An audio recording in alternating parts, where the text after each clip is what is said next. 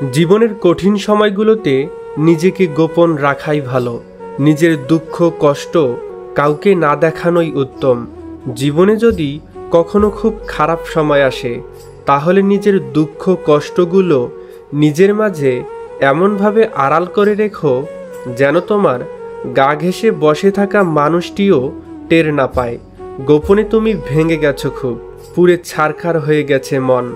আকস্মিক ঝড়ে ঝরে গেছে জীবন বৃক্ষের সব কয়টি সবুজ পাতা। শক্ত হও, নিজেকে নিজে বুঝাও যে এত সামান্য বাতাসে ঝরে যেতে নেই, ভেঙে যেতে নেই এমন হালকা আঘাতে।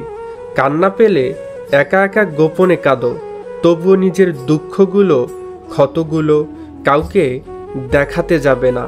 মনে রেখো, যে নিজের জন্য ভালো হতে পারে না, পৃথিবীর সমস্ত আলো মিলিয়েও তাকে পথ দেখাতে পারে না। জানোই তো, মানুষ বড় নিষ্ঠুর ও নির্দয়।